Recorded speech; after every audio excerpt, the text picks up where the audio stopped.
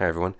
So I finally did some antenna comparison because I wanted to choose the best antenna combination for the little micro medium range quad that I've been enjoying. So I have some different antennas and I tried 4 different arrangements of them, and I thought whatever one was the best is the one that I would keep using. Yeah, quick note about the testing. This isn't a maximum range test. I just wanted to fly each one out to about 1 kilometer and see which one had the best signal at that range and then continue using that.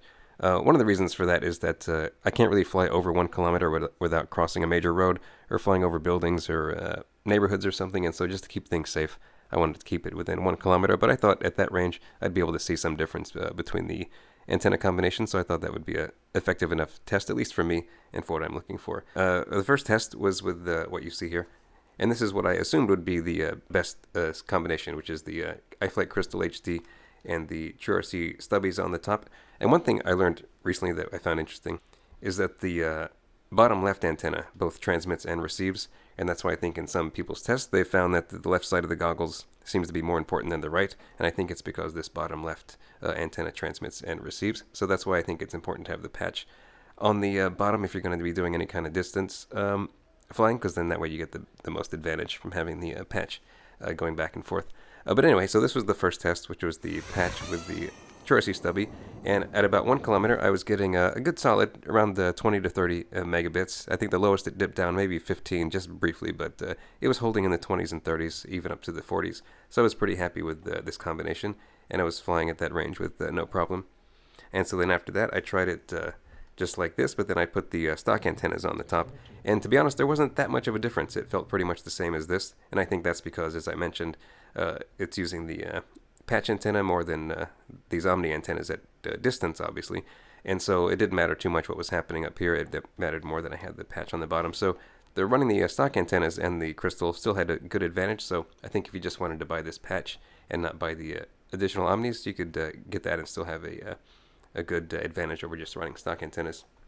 And then for the last 2 tests, I completely removed the faceplate, and that way I wouldn't get any kind of RF absorption or reflection from this patch. I don't know if that happens, but just to be fair, I removed it completely and then ran the 4 TrueRC Stubbies, and that was actually pretty impressive. It was close to the patch antenna in terms of the 1 kilometer performance. It dipped down below 15, but it never got below 10, and so that was not bad. That was pretty impressive to me.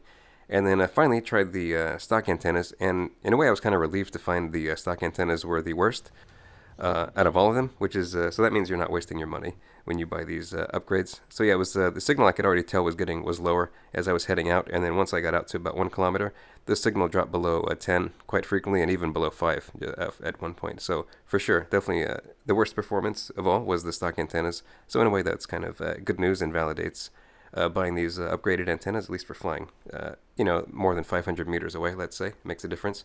So I think what you're looking at here is the way I'll keep flying this. This had, overall, I think the best numbers and the best kind of experience flying out that far. So it was the iFlight Crystal HD with the TrueRC Stubbies on the top. But like I said, you could just run the patch and the stock antennas and still get a big advantage. And then if you didn't want to run a patch and just have an upgraded Omni experience, then I think definitely I could recommend getting these. This was really close to the patch antenna, at least at 1 kilometer, so, and way better than the stock antennas. I guess kind of an obvious conclusion, but it backs up what other people have shown, and so I think that's pretty much confirmation of that, at least for me. So I'll keep flying this, keep enjoying this, and that's it for that. Thanks for watching.